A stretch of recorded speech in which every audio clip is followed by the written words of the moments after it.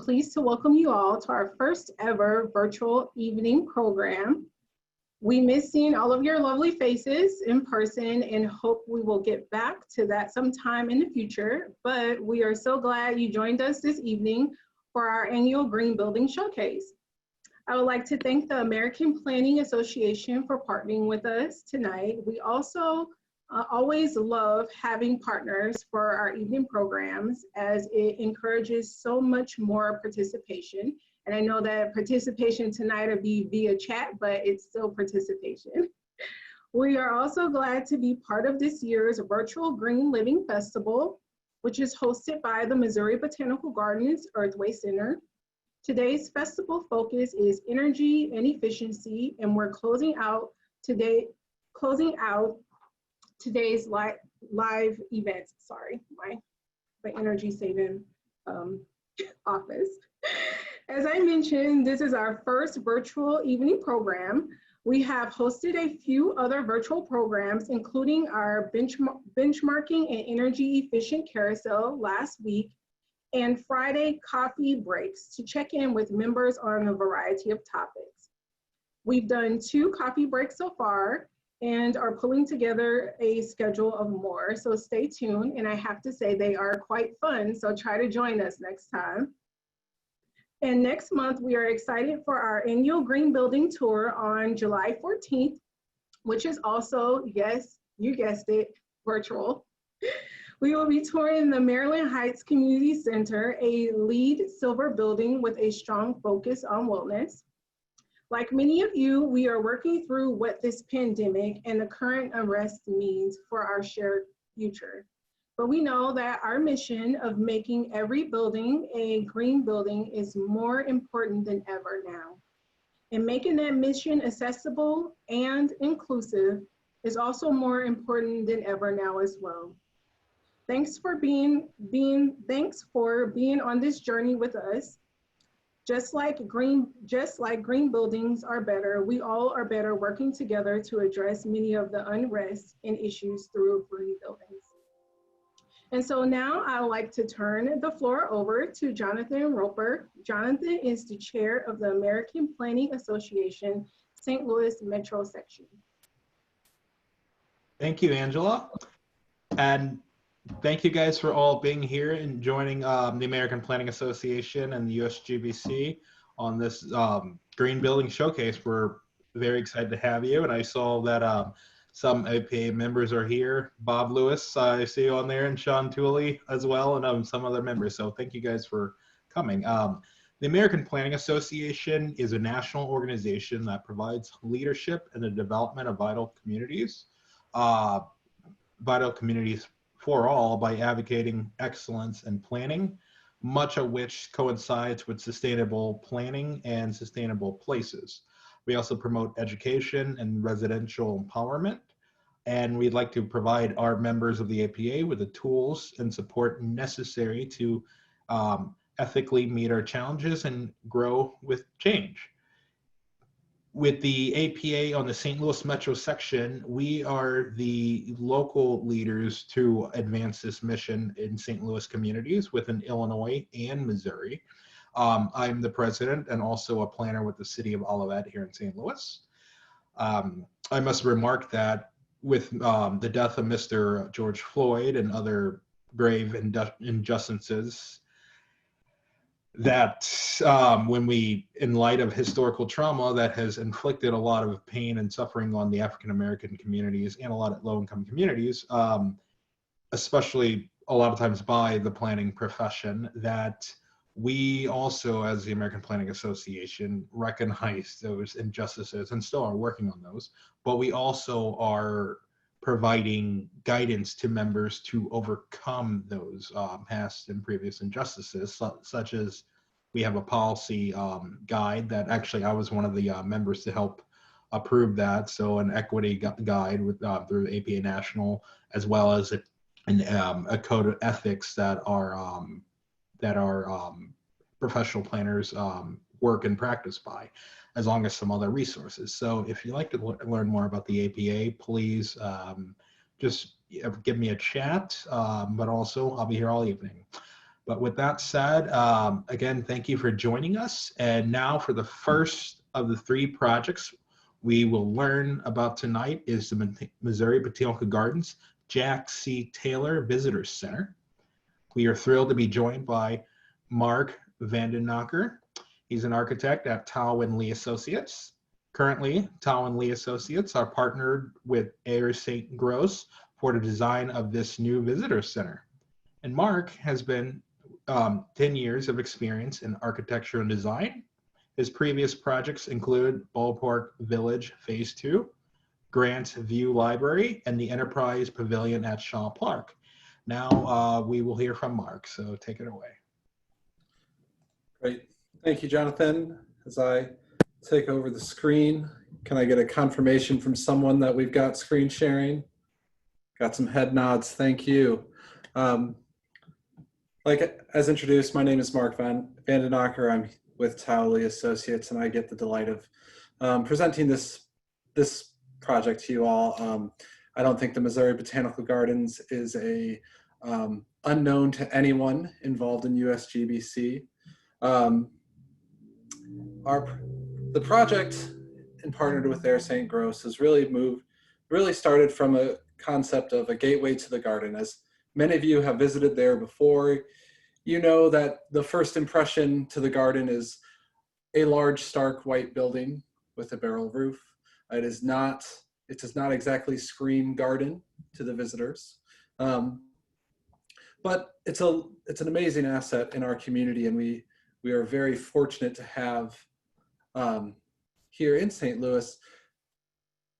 But one of the things that the building really wanted to do is to connect you with the garden quickly, bring that experience out to the front. Here you see one of the early concept drawings of the historic axes that are in the Botanical Gardens.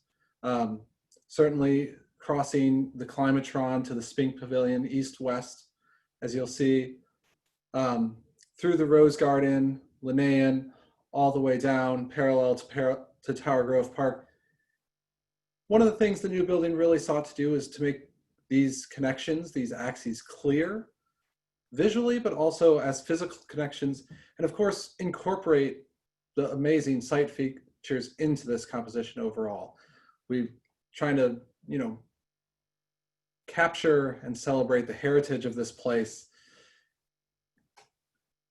Here I get to show you the new floor plan of how you will engage this. One of the things that is so wonderful, as mentioned before, is to the north of the building as you're coming in is the new North Garden. You will come in on the main axis, similar to how you are now, but whereas now you enter the building, immediately hit the front desk and go to the stairs, search for the elevator to go up to the garden level. Here, as you walk in, you have a few options of how you would move up through to the front, but you move through the garden, whether it's through some stairs, through some sloped walks.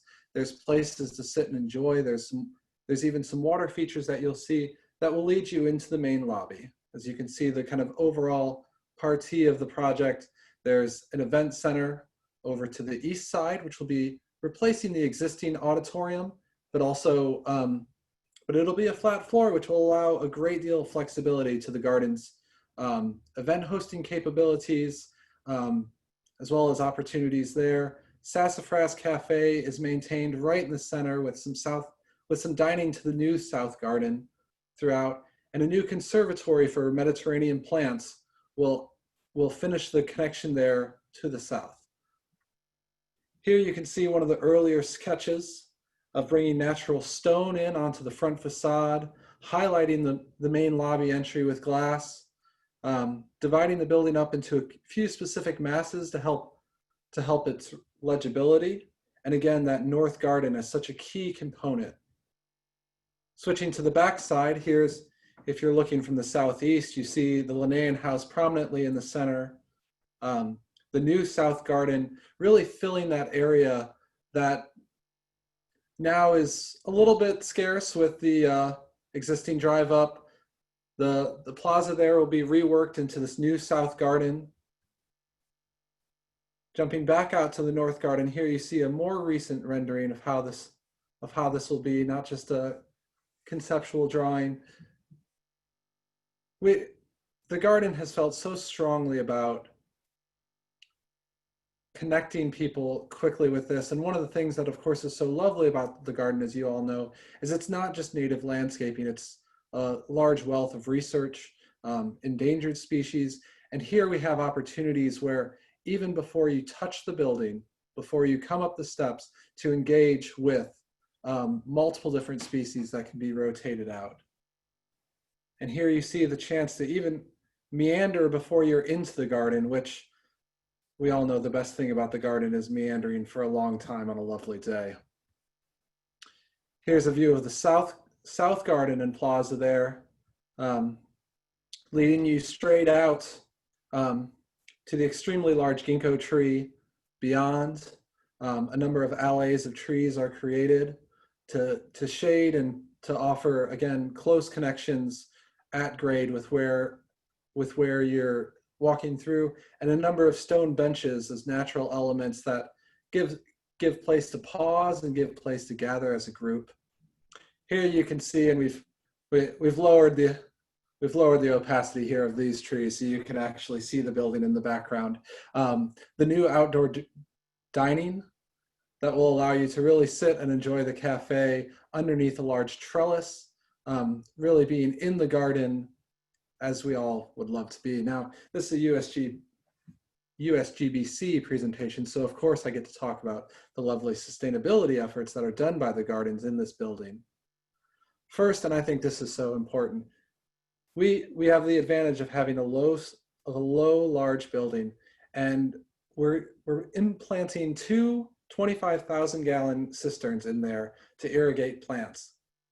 One of the things that's so great about this is the current city water is actually slightly acidic, and the garden has to filter all the water that comes through the city before they begin irrigating their plants, because again, they have an extremely vast collection and varied collection of plants. Rainwater does not have that acidity. And so what we're seeing is they get to collect all of this with an annual savings of 700,000 gallons that they won't have to filter before pumping into their plants.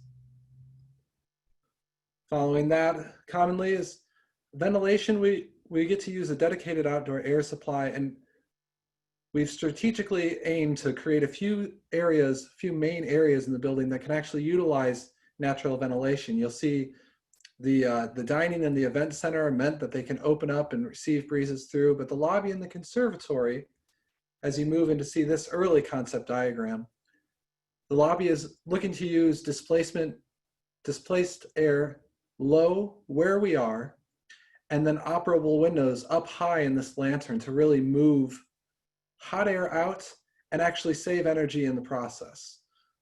This earlier scheme showed actually bringing the rainwater down through the center of the lantern. This is not the case anymore, but these techniques were looked at very heavily early on. Now the whole backside of the garden here, the whole backside of the building as you enter into the garden is towards the south.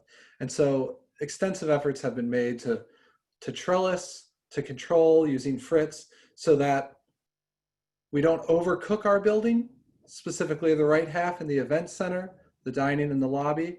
But obviously in our new conservatory, those plants are going to want as much sun as they can, and we've opened that up to it.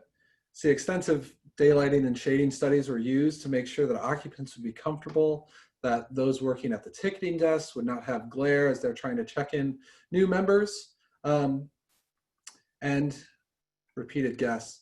From there, early on, we had talked about with the rainwater collection in this low roof, PV ready. Obviously, the city has now moved to requiring buildings to be PV ready, mostly. This was all based on the NREL Solar Ready Buildings Planning Guide, and this gave us the potential to go up to 340 kilowatts, which was really great. So we've set this all up. It's in process. It's ready. We are still moving forward with it.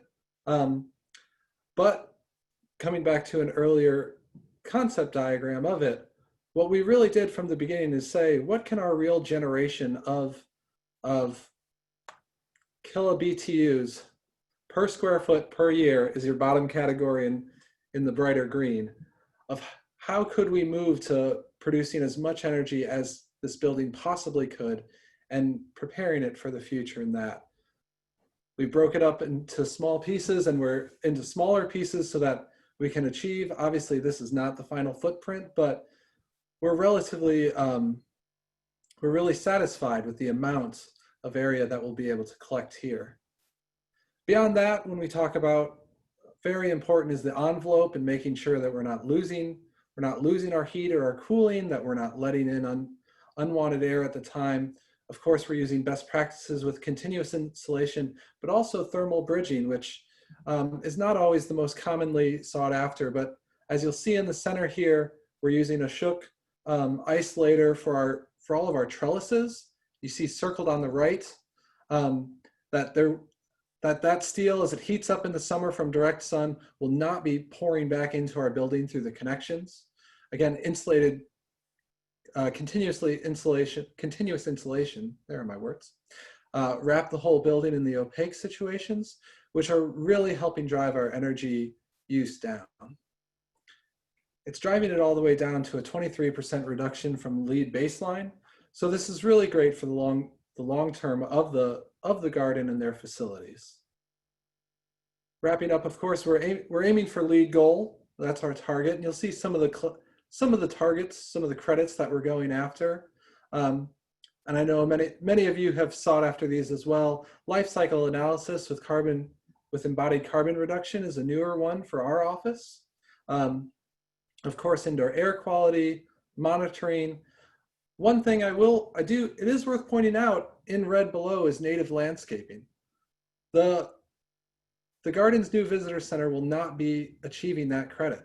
They're unable to because we don't have enough native landscaping. Their mission is, of course, some of the endangered, some of the rare, some of the species from around the world. Their research is so vast that in order to show that off, in order to really engage visitors and users with that, there's no way that we could cover the amount of native landscape needed to receive that LEED credit. So there's luckily, of course, innovative use credits that we'll be seeking after, but we thought that was a really surprising credit to not be able to chase after. That is the end of what I have to present. Thank you for my time. And I think I'm turning it back to Jonathan. Thank you very much. I'm sorry, I forgot one critical component. I almost skipped right by this. Our team is large. The team that is helping the garden here is, of course, led by Air St. Gross, as previously mentioned. Tao Lee, ourselves are the local architects. Michael Ferguson, landscape from the East Coast, is also known for the east side of WashU, the work that's been done there, and a number of local consultants here, MEP, structural, civil. You'll see it is always worth just reminding everyone how big of a team it takes to pull these things off, and we're really thankful to our large team. Now I can pass it back to Jonathan. Apologies for that.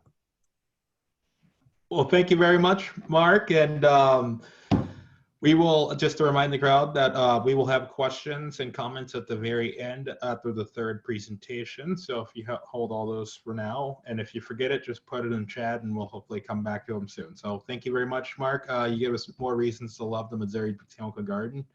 And our next featured project is the Forest Park Forever Nature Playscape. It is my pleasure to now introduce Frank Cartman, Senior Vice President of Forest Park Operations at Forest Park Forever. There we go. And Justin Smith, Landscape Designer and Horticulture Project Manager at Forest Park Forever. Frank leads Forest Park Forever's Park Operations Division, overseeing the organization's Department of Land Management and Department of Planning and Projects. He joined Forest Park Forever in spring of 2016, and after a 26-year career with the Missouri American Water Company, including 6 years as its president, a registered professional engineer, Frank is a recipient of numerous community awards, including the Missouri Department of Natural Resources Governor's Award for Environmental Excellence. So congrats to Frank for an awesome career, and we're going to hear from him soon. And secondly, we have Justin, Justin Smith began his career in high school, where he took a part-time job at a garden center, and since then has pursued his passion for plants ever since.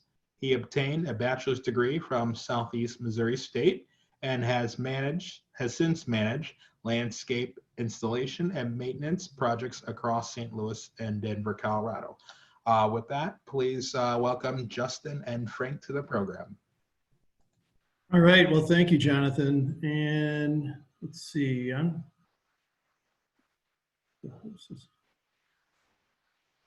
am not getting the bar at the top that allows me to take over control. Do I just use share screen at the bottom? Yes. Okay.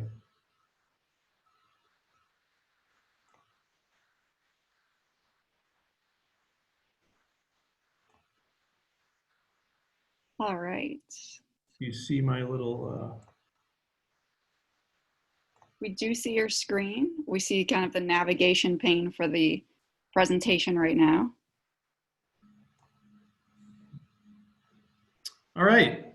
Well, thank you very much. Justin and I are going to be taking you on a virtual walk through our Nature Playscape project, which began construction last year about this time, and we will complete that construction project late summer, early fall of this year. That was a project designed by Interboro Partners as the architect, and the landscape architect for that project was Rubis. So what is a nature playscape? Well, here's a canned definition of it, but I'm going to say in my own words that nature playscapes are an outgrowth from a phenomenon that experts in child development, environmentalists, educators were observing that has been coined as nature deficit disorder. And this grows out of multiple decades of children and their parents, who of course were children at one time as well, spending less and less time in nature. And as a result, knowing less about nature, having a lesser understanding of the role nature plays in our lives and how it allows our lives to even exist in the first place. And so we have a diminishing number of people who are growing up to become environmental stewards or stewards of nature. And so playscapes were created to combine nature or naturalized settings along with play as an incentive for children to release the bonds of their intimidation of nature and learn to enjoy it and play in it and really love it. So where is this project located in Forest Park? Well, it's in the heart of Forest Park, and it's just east of the World's Fair Pavilion and west of the Jewel Box. And if we zoom out, you see this black dashed line that forms the boundaries of what is a 17-acre playscape site. Now, nestled within that 17 acres are 9 separate activity areas or play areas that are joined by a path and boardwalk system. So what's those activity areas all combined take up less than 2 acres. So what's going on with the other 15 plus acres? Well, underpinning these activity areas are 2 ecological zones, a grassland and young forest ecological zone. And each one of the activity areas are designed with a theme that's consistent with the ecological zone in which it's located. So let's get started. We're going to enter the playscape from Concourse Drive. That's our southwest entrance. There are 4 main entrances to the place, 4 entrances to the playscape. This is the main entrance opposite a comfort station that you can see right up in this area. And when we get to the sensory garden, we find that that's an area that has been designed very thoughtfully using a variety of plant materials and plant types that really cause us to use our senses or appeal to our senses. And this is no accident, of course. Our goal, one of many, was to create an environment that's welcoming to all children and adults, regardless of any disabilities they may have. And normally when we think of a lot of project designs, we're thinking of mobility disabled individuals, but this project does that, but it also speaks to individuals that might be hearing impaired or sight impaired. You know, think about learning how to identify plants. We typically do that. One of the most readily done ways is through appearance, you know, through sight. But by selecting the right plants, children can learn to identify plants through the way they smell, how they touch, you know, their texture, even how they taste, and how they sound when a breeze passes through them. Let's move on now to the Mounds activity area. And in this activity area, we have a series of small mounds that introduce children to topography, to elevation changes. Maybe they can play king of the hill here or hide in one of the valleys between the small mounds, or learn how to do somersaults. In this photograph in the lower right is a sand pit, but more importantly, it's called a tot area. And we have a handful of these spread through a handful of the larger activity areas. And that's simply a safe area for the smallest children to play away from the larger, perhaps more rambunctious children. If we move on around the bend, we come to the large meadow activity area. And this was inspired by the children that Interborough Partners worked with throughout the design of this project. And one day at the site, at this location, the children said, you know, this is a big open area. We need this. We need this for running and jumping and doing cartwheels and flips and playing tag. So hence was created the large meadow activity area. As we get back on the path and head west, we come to the first of 3 activity areas that are located in a natural valley within this site's topography. The first activity area in that valley is identified as a spring activity area. And here you see a number of boulders being used as rock outcroppings for children to scramble on, climb over. And there's water coming out of boulders that fill a small creek that children can play in and learn about water and water play.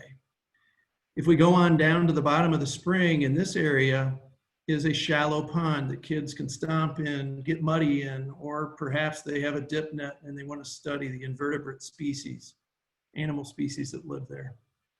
If we walk on down the valley a little bit, we come to the wetland activity area.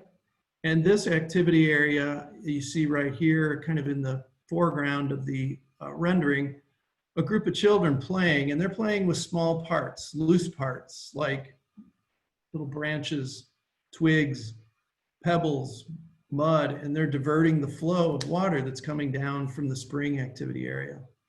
A little farther down into the wetland area, some stump steppers, as they're called, have been placed to challenge children to get across the wetland without falling into the water and getting wet. If we go on down the valley a little bit further, we come to the bottomland forest activity area.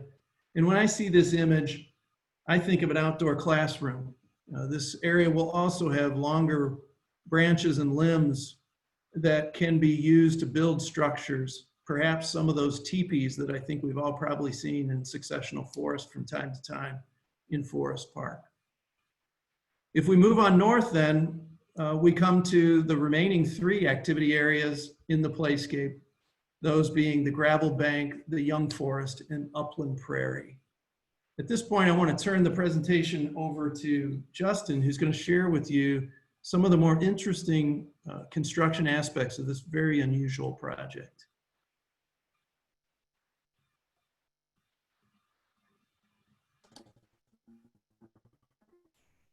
Okay. All right, so from the start, here's the site. This was the site prior to development, 17 acres. This is not a flat area. There's about 45 feet of elevation change from the west near the World's Fair Pavilion to the east along Carr Lane. Additionally, there are hills and valleys that rise and fall from the north and the south on the site. So the first go. So the first thing that had to be addressed on the site were the removal of hazards from existing trees. This included the removal of 38 declining trees and the deadwood clearing and pruning of 42 additional trees. We completed this with city forestry crews that manage Forest Park, and then with the assistance of some contractors. So while this was unfortunate because these were large trees, they were in decline, they would be more hazardous as the site was developed. It was, however, an advantage to us is we need lots of stock material to create the wood elements that are found throughout the site. This allowed us to repurpose something that otherwise would end up in the trash.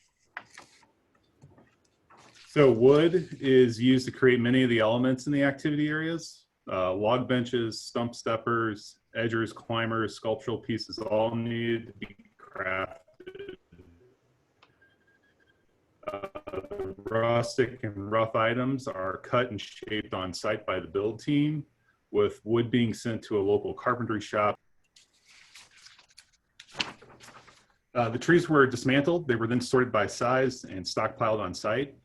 Trees were identified for the different needs of the project, whether it be benches, climbers, or sculptural elements. Trees were marked for cuts, then recorded and tagged with the activity location and its desired purpose.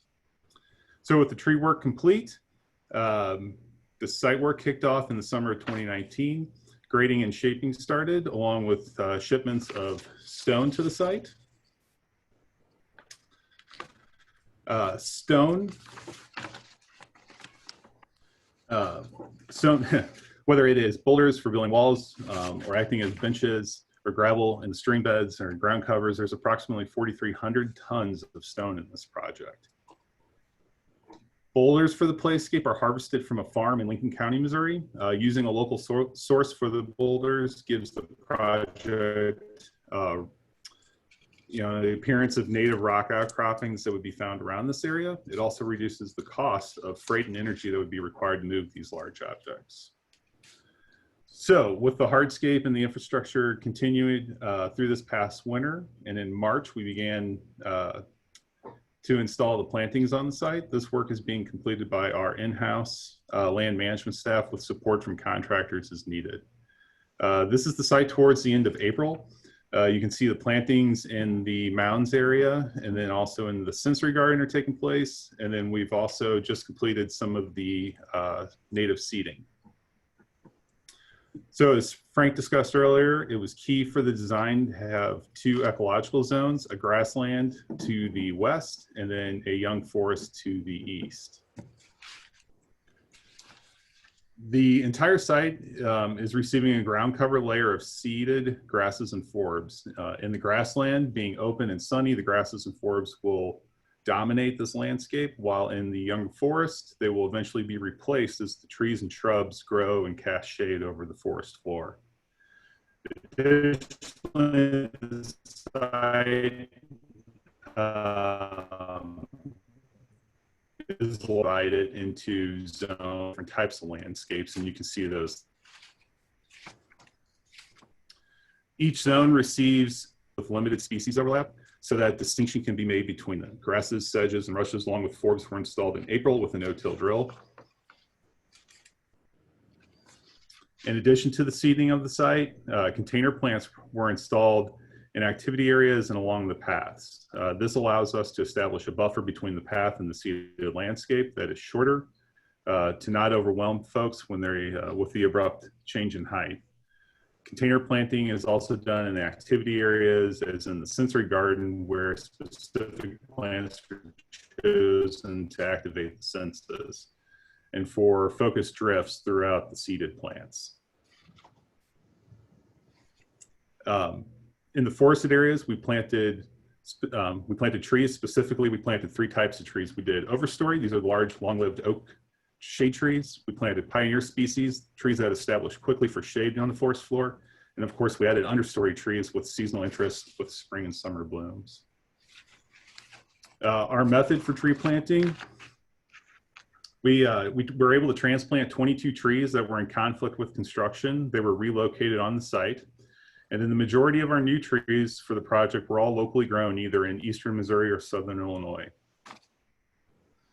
Lastly, shrub planting was added, some to highlight entrances or to screen views, and others to grow in as ground cover. So we worked with a local grower to supply approximately 90% of our shrubs, most of which are grown from seed, allowing a greater diversity and resilience. So by the numbers, the planting installation is quite large. If you looked at our plug planting, just that number, on about a 1 foot spacing, we have enough plugs that we could cover an entire football field. With that is my portion of the presentation.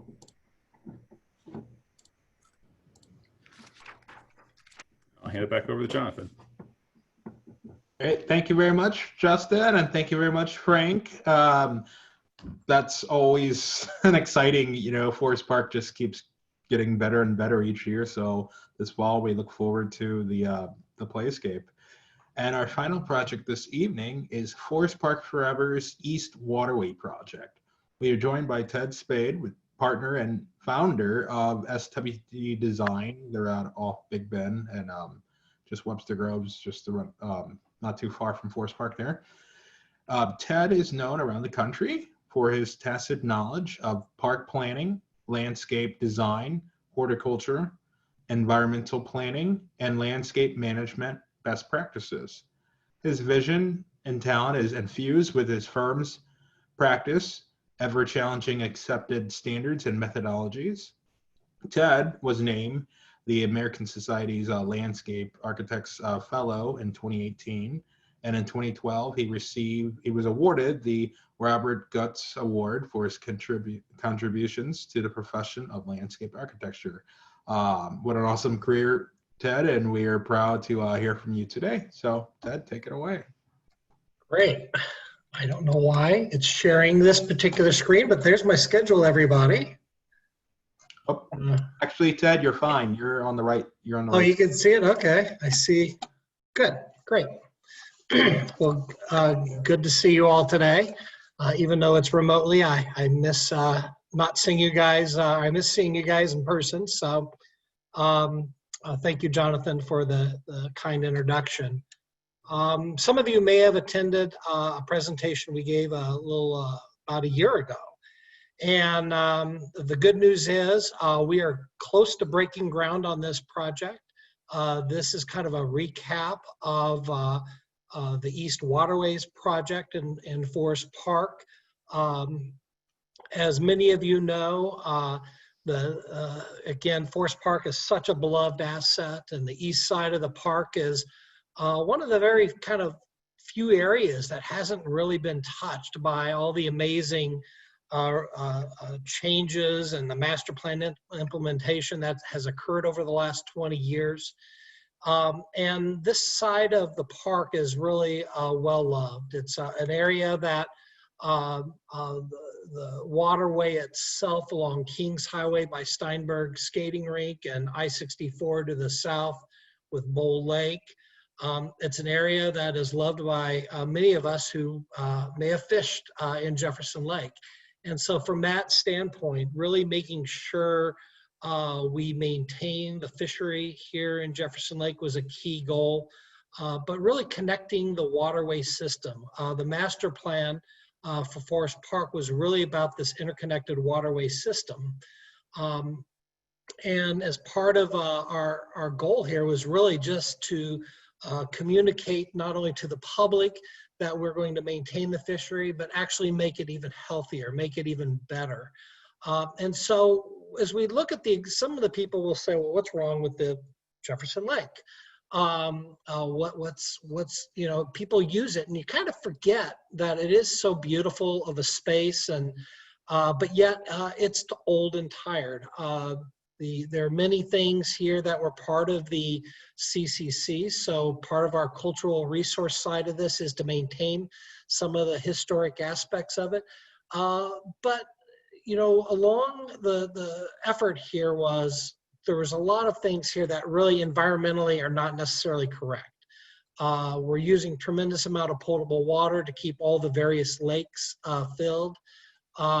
We have infrastructure that's crumbling. We have a lot of weed trees that have just landed throughout the landscape and haven't been maintained. So one of the things that I posed to Forest Park Forever and to the city of St. Louis and the Parks Department was really, you know, we're going to be doing this project in a highly sustainable fashion. Let's make it, you know, let's make it one of the first large urban parks in America to become a sustainable site certified project. and it wasn't really, well, let's do more than we need to. It was more about, let's continue to do what we always do in Forest Park and really get credit for it. So Sustainable Sites Initiative, for those of you that aren't familiar with it, is really very similar to what LEED is. To what LEED is to building architects and engineers, Sustainable Sites is to us landscape architects and civil engineers and horticulturalists, and certainly architects. It's really about creating a highly performative landscape that will last for generations. And there's 10 major categories here. I'm not going to go into all these categories tonight. But the 10 categories go from everything from pre-planning down to how do we maintain the project after it's done. There's 4 certification levels. There's a maximum of 200. By the way, you'll never get 200 points because some of these points are about the deserts and fire safety and things like that. So it's really designed, the Sustainable Sites is designed for all different types of ecologies. So one of the things that setting the stage for the project during the pre-design and the planning is really making sure that we understand all of the major attributes to this. And so even during that pre-design assessment, we needed to make sure we understood the existing ecologies, how we're going to deal with tree protection and construction staging, and just defining the boundary itself, very much like LEED is. Part of that too is making sure you identify a project team that's capable to carry out all of the complexities of the site. In this case, our team is made up of Forest Park Forever in the city of St. Louis. And then we were the lead design firm. And as you can see here, we're joined by a number of local design firms, as well as a national firm, Applied Ecological Services, to help us with the environmental consultant work. So the overall plan, again, as I said, was really about connecting the overall waterway itself. Even though you don't see a physical connection from Bull Lake to Jefferson Lake, we do connect it hydraulically, and you'll see this here in a second as we go through the plan itself. So as you can see from this graphic, really a lot of it's left unchanged. It's how we shape it and mold it and really kind of rethink that environment in a way that is inviting to the community to actually make it more accessible than it is today was really a key mandate as we moved forward. So one of the key attributes of sustainable sites is the site design and as it in respect to water. Hydrology is a big thing here. One of the kind of hidden secrets to this side of the park is right underneath Jefferson Lake and just to the west of Bull Lake are these 2 giant tubes called the River des Peres. So at one time this was a valley and the River des Peres did come through here. Obviously we're not going to change the River des Peres tubes, but everything in this part of the lake, a part of the park, drains directly into the River des Peres tubes. So one of our key mandates was to how can we store more water in Jefferson Lake and Bull Lake, and how can we redirect some of that water to create water recharge within the area? And also, how can we modify the edges of the different lakes to add more sinuosity, to create better environmental health, not only for the fishery, but for also all the invertebrates and animals and plant material that we envision here. So one of the key credits that we think we're going to get some great points on, and not to mention great points with MSD, but great points to really create a healthier environment throughout the park. So one of the things that we did was really look at the hydrological cycle of the space. So during the dry periods of time, the water goes from 7 pools. 7 pools is part of the old CCC. work that was done. It is a splash area for kids to actually get into fresh potable water. That potable water serves as makeup for Bull Lake, but then also goes underneath Clayton Road to Jefferson Lake, and then down into what we refer to as the Oxbow in front of Steinberg. So the good news here is we are able to really reduce the amount of potable water intake as a result of that, over 110,000 gallons per day of city water input that will be reduced as a result of this design.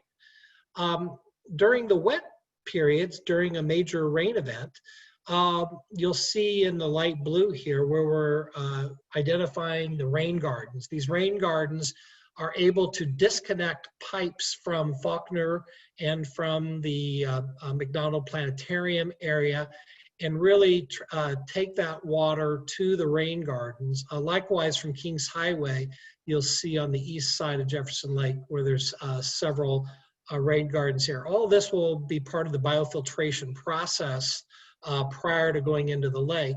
And the good news is this will help with water makeup and show kind of more of a natural cycle, if you will, to how we treat that water. The actual category 4, dealing with soils and vegetation, this is something that we've been collaborating very closely with Forest Park Forever and people like Justin and others there to look at how we can create much more biodiversity and how can we reduce the impact on trees in this area. So this was a critical component to our design. The good news is, we're looking at almost 500 new trees that will be planted over the next 5 years. So this will be done in a way that it will be successional planning as we think about trees, that we don't just plant them all in 1 year. We're also looking much more diversity in terms of use of native trees, flowering trees, and evergreen trees. I mean, one of the trees I'm really excited about planting here is the shortleaf pine, something which is definitely native to just Jefferson County and south, is really our only native needled evergreen pine. So as we look at this, one of the important things was really we wanted to make sure we have landscape typologies that built upon the backbone of the waterway system with use of native plant material done in a very controlled way. But at the same time, in the kind of the pink color here, still having mown lawn. People still want to come out and enjoy a picnic out on the lawn. They want to be able to fish from lawn areas. So we're not taking away all of the lawn, but we're creating much more connectivity from a wildlife corridor standpoint with our different plant materials. So again, we have a robust plant palette, adding diversity, both seasonality, color, texture, plant material that will support things like dragonflies and make sure that we have places for birds and other critters like that. So those are important as we kind of set those goals for creating diversity, not only plant material, but supporting wildlife itself. So I can't help but think of human health and well-being right now, right? We're all thinking about it. And I not only think about human health and well-being as it were, with respect to the coronavirus, but certainly with health and wellness of our African-American family that is here in St. Louis. And thinking that we make sure that we have a place that invites all people throughout the community to it. This was a critical goal even 2 years ago. Forest Park Forever in the city said, look, this is the people's park. This is a place for all people. And so making sure that we support that from an accessibility standpoint, equitable standpoint. The thing that I love about the sustainable sites requirements is really challenging us designers to think about that. How can we optimize all of those social connections and making sure we have those equitable ideas in mind. So as we think about that, one of the things is purely the open space and access. I'm not going to get into the detail of this, but the open space and the pathway system is very much beloved in Forest Park, but really making it even more accessible was critical. And part of that access is really providing opportunities for fishing, not only just from lawn or just from the current fishing kind of platform area, but how could we do this in a more meaningful way? One of those ways is you'll see here, we've added a boardwalk to Jefferson Lake.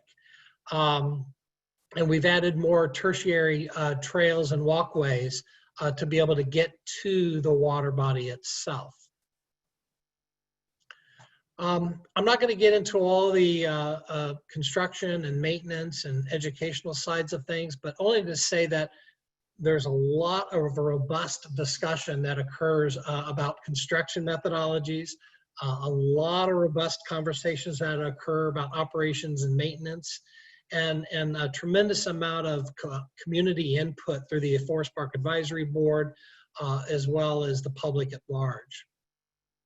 So one of the things that we see is the innovation side of this is really the public process itself, the 9-step process, and really engaging that. So we see a real opportunity to obtain some points through our innovation and exemplary performance as we go into that. So I'm going to quickly go through from south to north.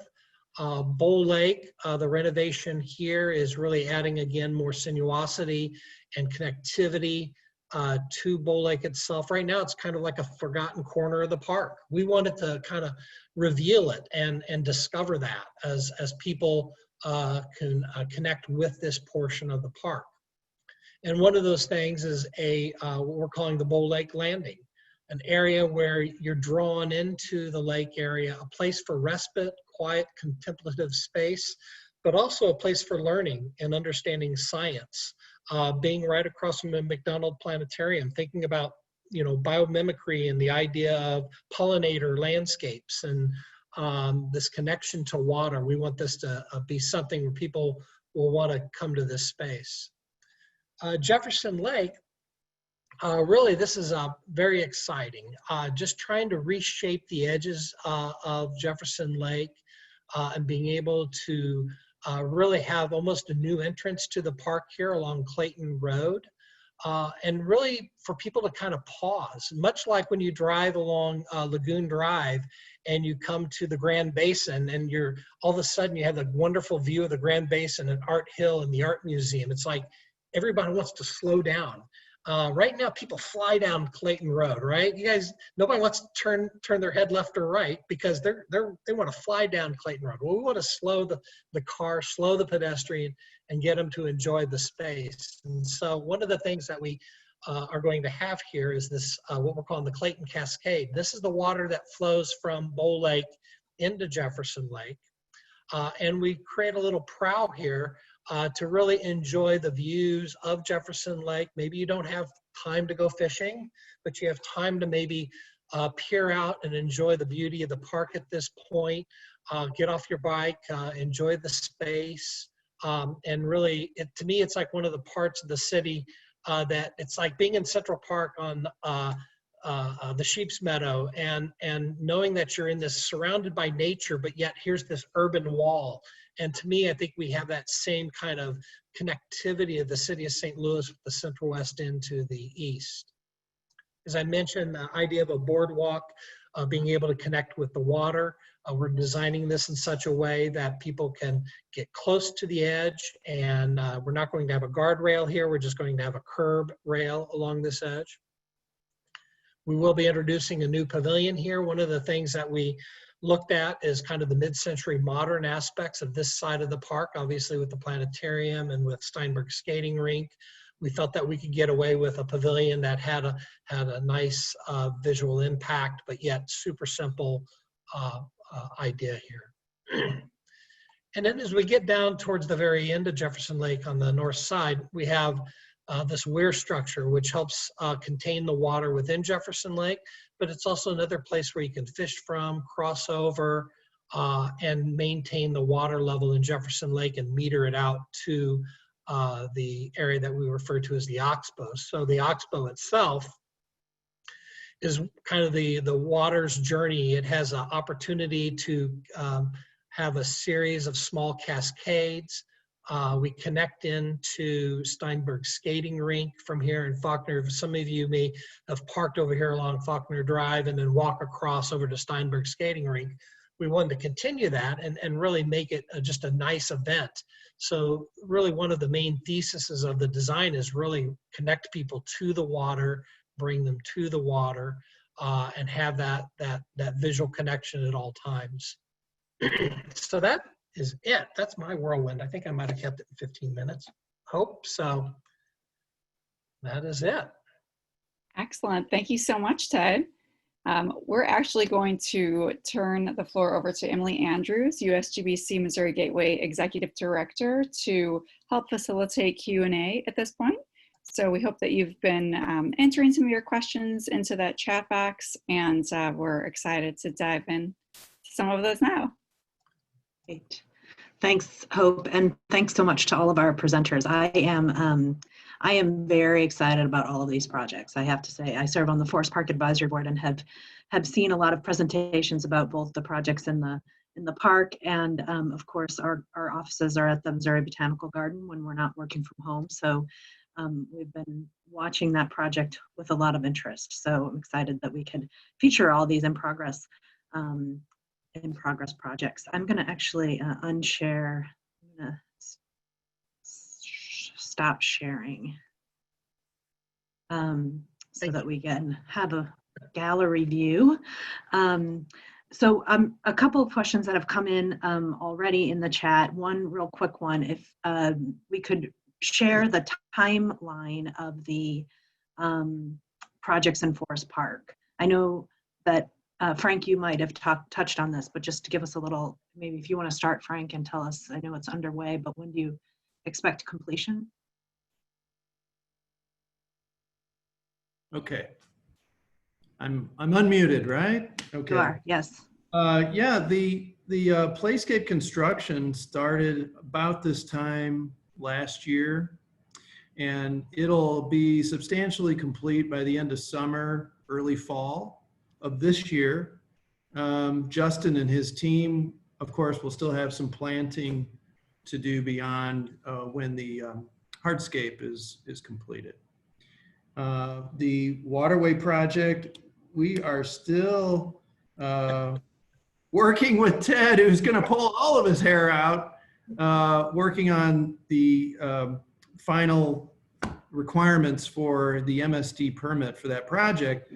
But we're estimating right now that we might, the contractor may get a notice to proceed on construction in the September timeframe of this year.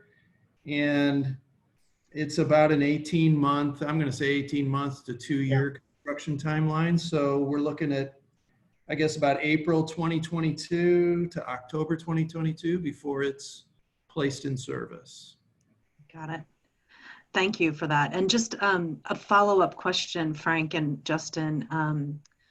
Someone is wondering if you can share some information about the maintenance and replenishment of the nature, like the elements in the playscape, some of the different things that will be there. Yeah, Justin, let me take a first stab at that, and please feel free to add. This is a big deal because it's a different kind of project for us. It's going to get a lot of use, and it will have a lot of maintenance associated with it. You know, the upside to the maintenance story is right before this project started, it was an area of mowed turf, so it required routine mowing.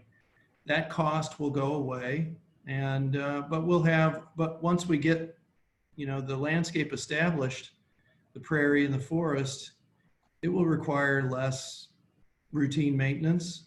But of course, the activity areas will require ongoing maintenance, certainly the restocking of loose parts and branches and those sorts of things. So I don't know if that answered the question, or Justin, do you have something to add to that? No, no, I don't. Yeah, I think that covers it. I think just knowing that it's on the radar, I think, is important.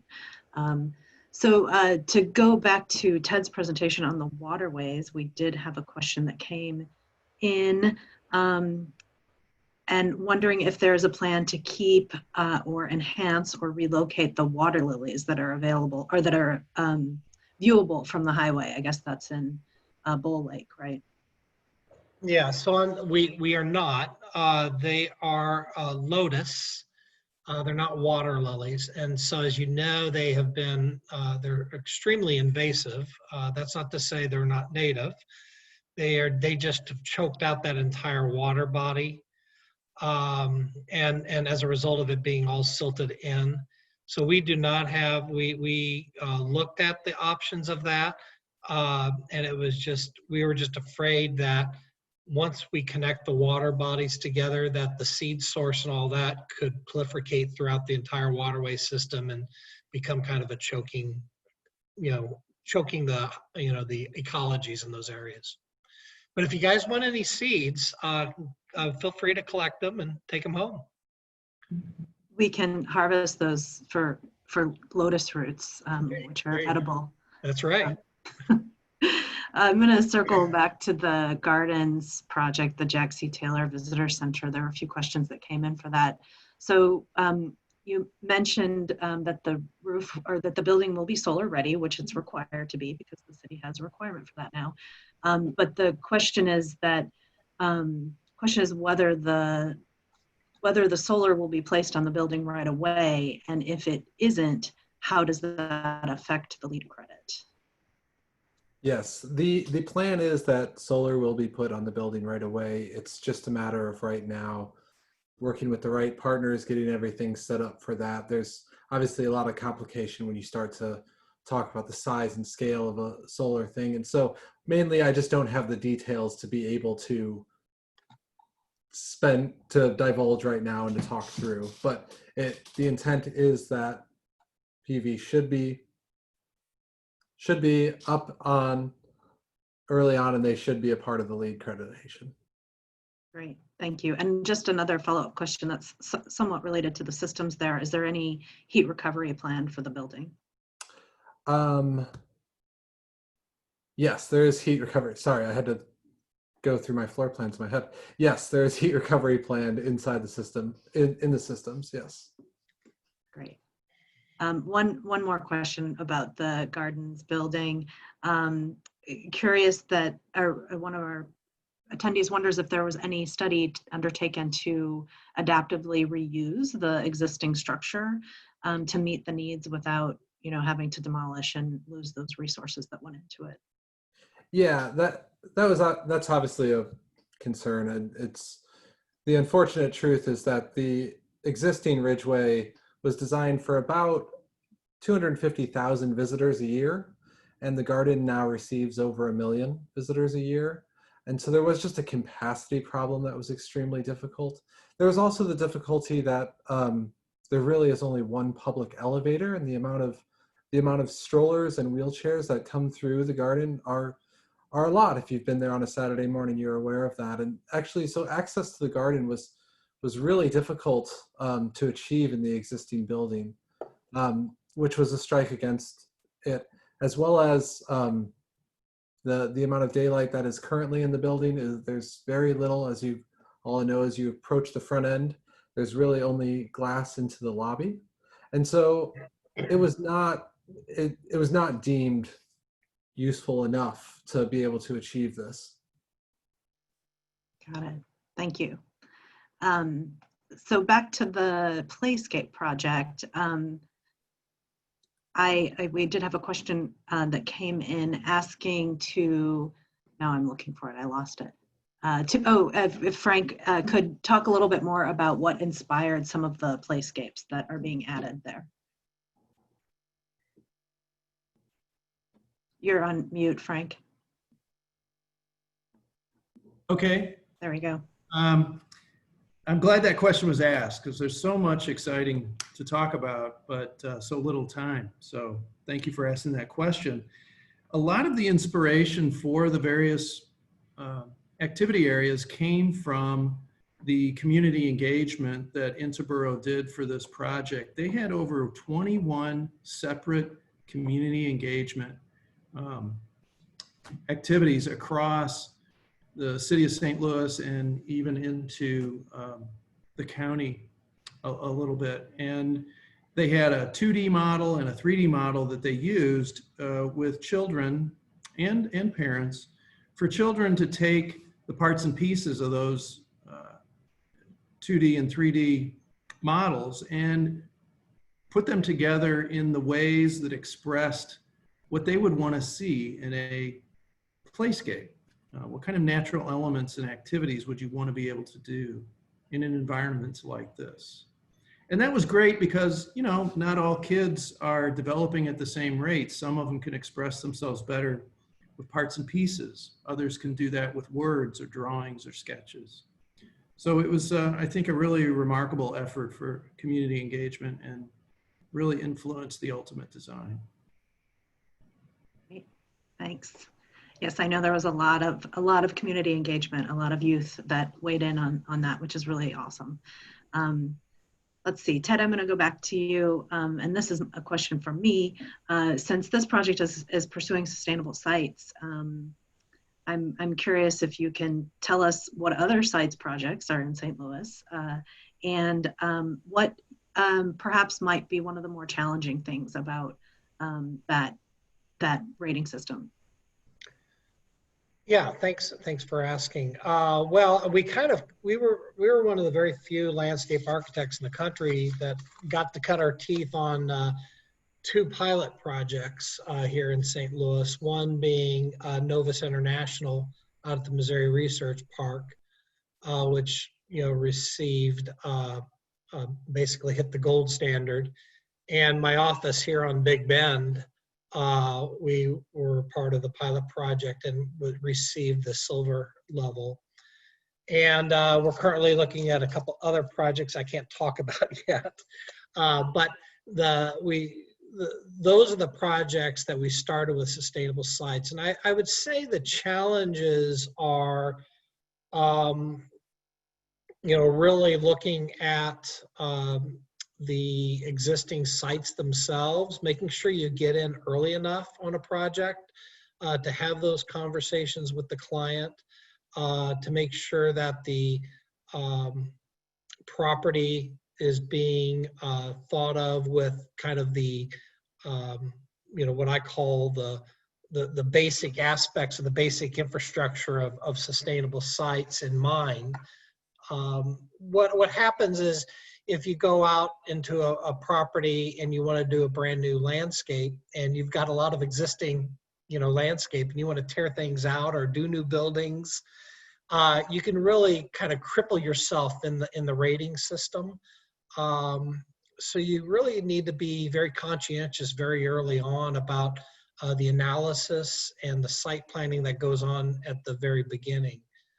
I think the other thing, and I'm sure LEED is like this as well, it can be a very arduous process to track some of the material sources, not so much plant material and rocks and soil and things like that, but when you start getting down to specifying lighting equipment or furnishings and where's the material coming from, ultimately, is most of it being sourced from China, and will the manufacturer tell you where all the pieces and parts are? And to be able to track some of that data can become a bit arduous if you're trying to go for some of those points. So we opted out for the Forest Park project, and we didn't feel like we needed to get into some of the granular detail of sites, but really embrace some of the bigger picture items of sites. Great, thanks, Ted, and thanks for your leadership on pushing that rating system forward here. Let's see, I've got another question for the Jack C. Taylor Visitor Center. The proposed entry, when viewed at eye level, is very imposing, or potentially imposing and intimidating. Are there any considerations for those who can't climb stairs or might have difficulty negotiating the ramps? Yeah, I'm gonna actually pull up that image again real fast, just think it's useful as we're talking through.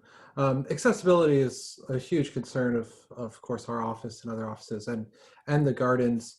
One of the things that, as you know, having visited the garden now is that you come in and you have to fight for stair or elevator. There's not a whole lot of movement space as soon as you come in. And one of the things that we've set up in this proposal is getting rid of this situation where in the existing, you actually come in and you raise up 13 feet, only to come down 14 feet as you exit into the garden through the plaza. It's quite a climb and a drop in that regard. And in our new scheme, before you enter into the building, you raise up 9 feet in elevation and you're at the garden level.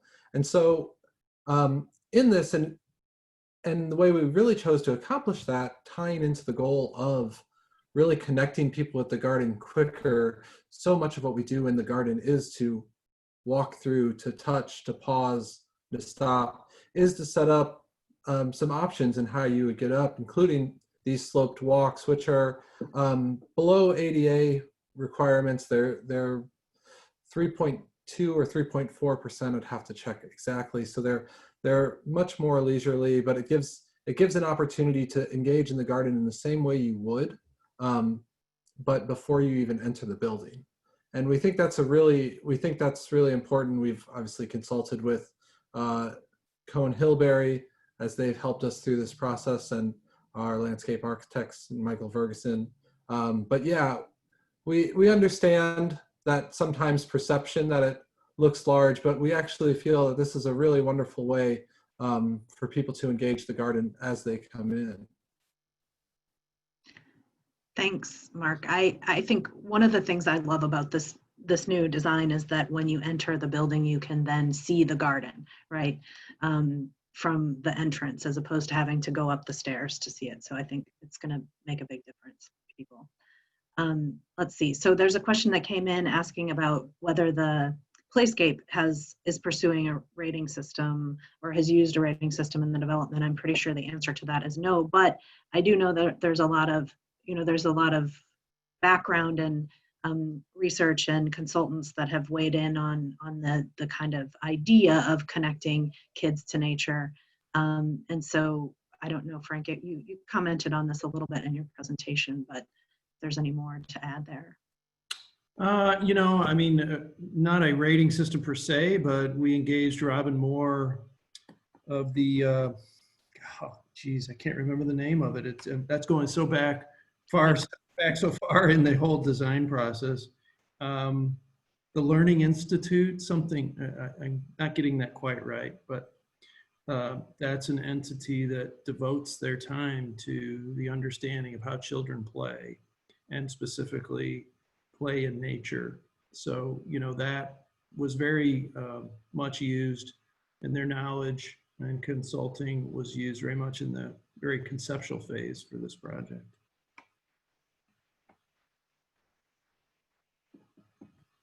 See, I also know that book, Last Child in the Woods, has come up a lot in conversation when we've talked about the Playscape. So a couple of big influences there. A comment too related to the Playscape that we love that the trees that needed to be removed are going to be repurposed. So the question is, have there been any plans to work with local artists to use some of those trees in creative ways in the Playscape or in the Waterway project? Yeah, Justin, why don't you answer this one? And while we're switching over, Hope just put in the chat box that Robin Moore is with the Natural Learning Institute. Yes, NLI. Yeah, thank you. Appreciate that. So the wood elements that had to be manufactured, there's an organization called Citizen Carpentry that they were also part of the design team when it came to creating some of the elements for the Playscape. They're located down in the Cherokee Street District, and their wood shop was responsible for creating the benches. And then everything else was just kind of done on site. The goal is to have the site look very natural and be very unrefined. So you won't see a whole lot of manufacturing going on, or a lot of kind of fixed, finishes on the furnishings. It's all very natural elements. That will, they're not treated. They're not, other than a little bit of charring to kind of get on the edges where they're going into the ground to kind of help with weatherproofing. These things are all going to degrade and change over time, and that's kind of the fun with it is, kids will be able to see how that evolution takes place, and then creates a fun challenge for us in maintenance to figure out how to put it back together, or if we even choose to put it back together, we may kind of make these living landscapes change with the design, or the design may change as time goes on. So we really we're kind of sensitive to leaving things as rustic and kind of as natural as possible with that. So hopefully that answers your question. Great. Well, I am not seeing any other chats coming in. Just going to give people another minute for that, for any additional last minute questions. We're getting real close to our 7 o'clock time frame. All right. Well, without any further ado, I guess I will thank our presenters once again. We really appreciate your time this evening and your great presentations. I love learning about the projects that are in progress right now in our region. There's a lot of good work happening. And I just want to invite people to mark their calendars for our next evening program. It'll be, again, a virtual tour of the Maryland Heights Community Center on, let's see, what's that? July 14th, I believe.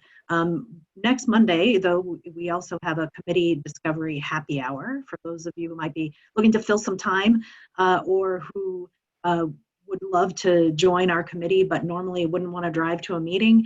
This is a great way for you to learn about what they're working on. And thanks again to the APA for partnering with us tonight. We always love having partners, as it brings in more people and more diversity, and encourage you to check out their website for any updates or upcoming events. They don't have anything right around the corner, but I'm sure they will soon. So thanks again for being here, and have a lovely evening. I don't have to tell most of you safe travels because you're probably still at home. So